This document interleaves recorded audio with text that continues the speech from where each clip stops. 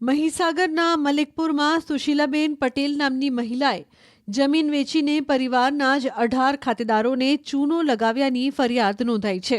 ફરિયાદીના દાવા પ્રમાણે ભાઈના મોત બાદ બહેને ભાઈને જીવતો દેખાડીને જમીન વેચી નાખી। કહેવાઈ રહ્યું છે કે વારસદારોની સહીની જરૂર ન પડે એ માટે બહેને 2019માં મૃત્યુ પામેલા ભાઈના અંગૂઠાના નિશાન, ઓળખ કાર્ડ સહિતના બનાવટી દસ્તાવેજોનો ઉપયોગ કરીને કૌભાંડ આચર્યું। લુણાવાડા પોલીસે આ મામલે ગુનો નોંધીને તપાસ શરૂ કરી છે। કૌભાંડમાં અન્ય કર્મચારી અધિકારીઓની પણ સંડોવણીની આશંકા છે।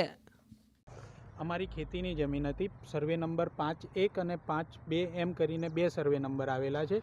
અમારી વડીલો પાર્જિત ખેતીની જમીન હતી। આ જે અંદર અમારી એક મહિલા ફોઈ છે તે સુશીલાબેન હીરાભાઈએ આ ટોટલી જમીન જે આપણે જોઈ રહ્યા છીએ ટોટલી જમીન એને કરાવી, તેના પર બાંધકામ કરી દીધું છે, દુકાનો બનાવી દીધી છે, મકાન બનાવી દીધું છે અને અન્ય ઈસમોને ટોટલી જમીન આ વેચાણ આપી દીધેલી છે। અમારી જાણબાર આ ટોટલી જમીનને વેચી દીધેલી છે।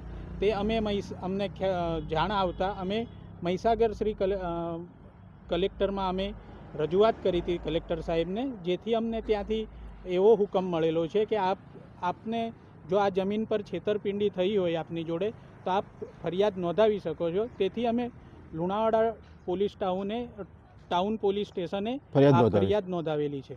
जी बिल्कुल थी आता खातेदार के जो कही रहे थे कि अत्यारे अमे फरियाद नोंधाई है। हूँ दृश्यों बतावी रह्यो छूँ। न्यूज़ 18 गुजराती पहुंच्યું છે મલિકપુર વિસ્તારમાં કે જ્યાં જે જમીન પચાઈ પાડવાનો કારસો છે તે દૃશ્યો બતાવી રહ્યો છું કે આ જે જમીન છે ખેતીની જમીન છે તે બારોબાર પચાઈ દેવામાં આવી છે, તો બીજી તરફ મકાનો પણ બનાવી દેવામાં આવે છે। દૃશ્યો જોઈ શકો છો કે અહીંયા મામલો આખોએ જે જમીન પચાવી પાડવાનો છે તે અહીંયા જે દૃશ્યોમાં છે તે બતાવી રહ્યો છું। અમને એક સાઈડ મકાનો બનાવી અને જે અન્ય લોકોને જે વેચી મારવા અને દસ્તાવેજ પણ કરી દેવામાં આવે છે। 2022માં એમણે દસ્તાવેજો ખોટી રીતે કરી અને અમારી જાણ બહાર અમારી જમીનો પર કબજો ભોગવટો કરી લીધેલો છે અને જેની રજૂઆત અમે કરેલી છે, પણ હજુ સુધી અમારી કોઈ એ થયું નથી। કેટલા ટાઈમથી રજૂઆત કરો છો અને કોને કોને રજૂઆતો કરેલી છે? અમે છેલ્લા 2022થી આના વિરુદ્ધ રજૂઆત કરેલી છે। ક્યાં ક્યાં રજૂઆતો કરેલી? અમે પ્રાંતમાં રજૂઆત કરેલી છે, પોલીસ સ્ટેશન જાણ કરેલી છે,